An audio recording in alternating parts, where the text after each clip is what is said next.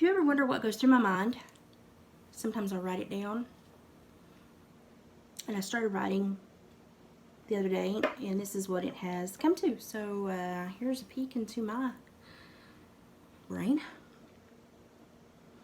I wandered out into the world to find people like me, and what I actually found were empty human sleeves, filled by redundant chatter that came from small little boxes, which enslaved everyone I met, living like proverbial oxen. I tried to reach out to save them, but they smacked away my hand. They kept cowering in fear of a bug unleashed on the land.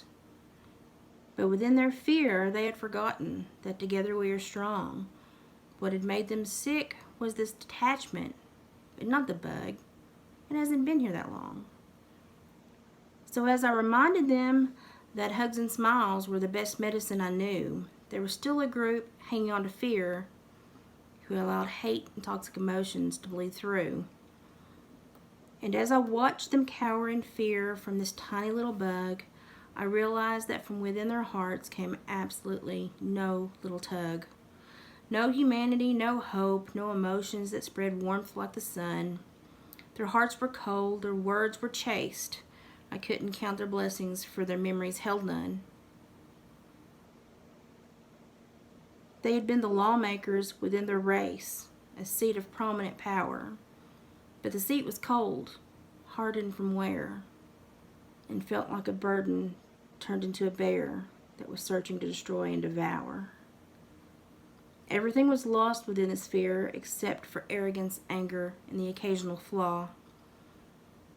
It held their worlds bleak and dismal amid their other human features, amid the end of a contorted claw. And when I inquired the price to regain humanity's mission, the bear built a fear laughed heartily and stated, "You can't make that their mission. They've chased off every ingredient known to man that can blend to produce love." But I contested this answer, fought back my tears, and cleared my throat to remind the fear monster of all the things we lose on our paths to hell: the discretion, the curiosity, the insight. These things can be placed back in our hearts. We can choose to again embrace that plight. Because a decision made may be a decision spent, but it's just a decision all the same. And decisions we recognize as a decision we can own. It's a decision we can make again and again. I thought my last decision defined my life and kept me away from where renewal could begin. But now I see, as it was all along, that these decisions were never meant to be the end, but the beginning of an awareness and walk with those who share my view, and even obtaining some along the way who make me revisit decisions and make them anew. Bad decisions may feel like an ending, an uncomfortable space, and an uncomfortable view of the mess within my brain, heart, and soul, the mess whose world I chose to set askew. Changing the world of wonder, happiness, and fate to a world caged in anger, powered by hate. As the path grew narrow, I failed to abandon it. I simply maimed others, stole their steps, and withheld the emotions within the pit. My stomach, my heart, hell, even my brain, until I devoured internally and then filled again.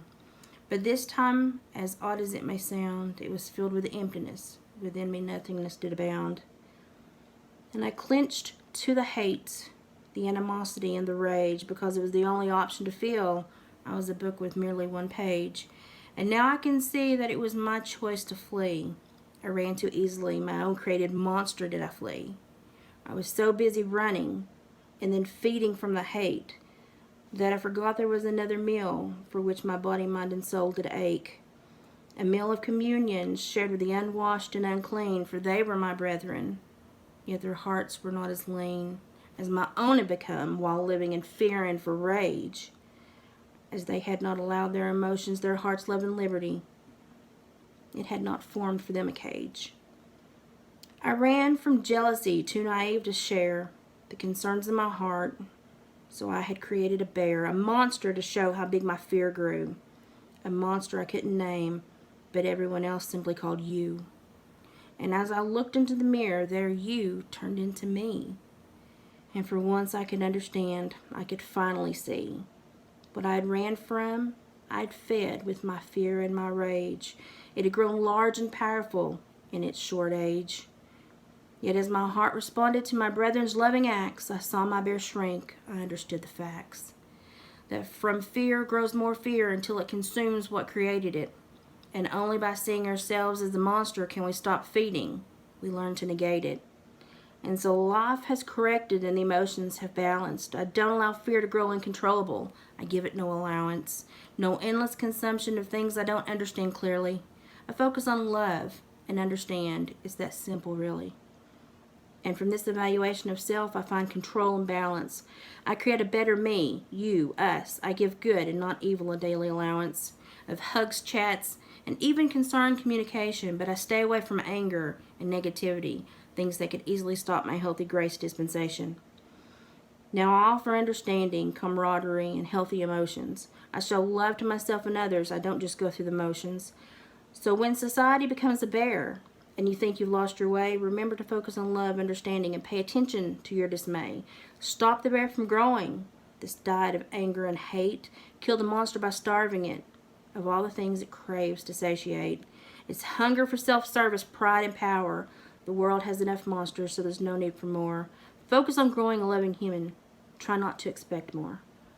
More from others rather than from within. Stay focused on the warmth you carry, not the power you find from sin.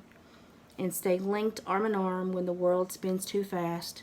Slowing down, hate is just as simple. We just share what we know will last.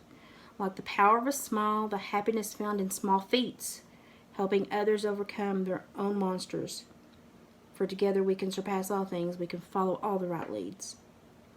And so I slayed my bear, I crushed the fear like the bug it was, and I ask you to do the same. Shun fear and not love. Bye, y'all.